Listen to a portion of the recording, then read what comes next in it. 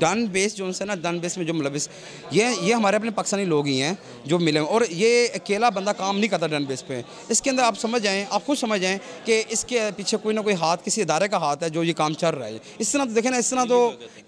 ये मिली भगत और ये इस तरह तो कोई कर नहीं सकता बैठ के, ठीक है। और डन बेस पे मैं ये बताता जाऊँ कि सरासर ये ज़्यादती हो रही है, नुकसान बहुत हो रहा है, हमारे पाकिस्तानी अवाम को बहुत नुकसान हो रहा है। पैसे लेते जा रहे हैं, कुछ लोग चले जाते हैं, कुछ लोग नहीं जा पाते, उनके पैसे मारे जाते हैं, वो फिर FIU के दफ्तर में चक्कर लगाते हैं, कई सालों साल उनके केसेस चलते रहते हैं, लेकिन फिर भी बेचारों को इसका कोई वो नहीं मिलता, कोई बेनिफिट नहीं मिलता उन लोगों को। अच्छा, इसमें FIA के लोग भी मुलव्वस हैं, एम्बेसी के लोग भी मुलव्वस हो सकते हैं? देखिए सर, मैं ये नहीं कह सकता कि FIA के लोग या एम्बेसी, मैं ये बताता जा रहा हूँ कि पूरी मिली भगत चल रही है। देखिए जी, इस तरह तो कोई काम नहीं हो रहा ना, आपके सामने देखना। अभी आप फेडेक्स जारी, सुबह आप आएँ, देखिए आप लोग जाते हैं, आप मीडिया वाले लोग जाते हैं, कोर्ट्स में जाते हैं,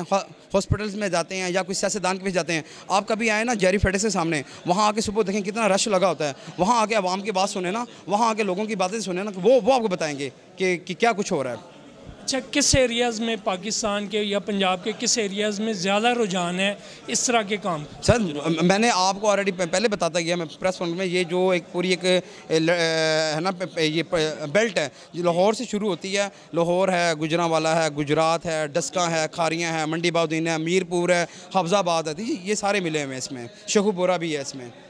अच्छा, तो इसमें आपका मुतालबा किससे है बुनियादी तौर पे? मेरा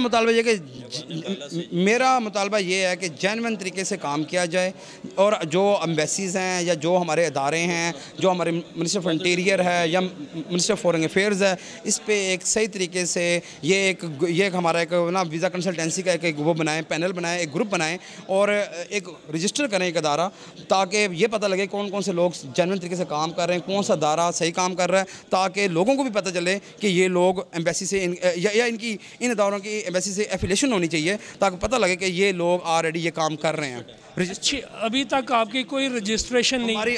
हमारी इस वीज़ा कंसल्टेंसी में कोई रजिस्ट्रेशन नहीं होती। इसमें जस्ट हमारा NTN होता है, या हमारा C फॉर्म होता है, या कुछ लोग जो प्राइवेट लिमिटेड कंपनी बनाते हैं उसके ऊपर वो ट्रैवल टूरिज्म का वो अपने लिखवा देते हैं नाम वगैरह, बस। अच्छा, किस मुल्क का ज़्यादा रुझान है, किस मुल्क में ज़्यादा लोग वीज़ा के लिए अप्लाई कर रहे हैं और जाना चाह रहे हैं? इस वक्त जो ज़्यादा जो डिमांड है वो कनाडा की है, USA की है, और UK का वर्क परमिट पे बहुत काम हो रहा है,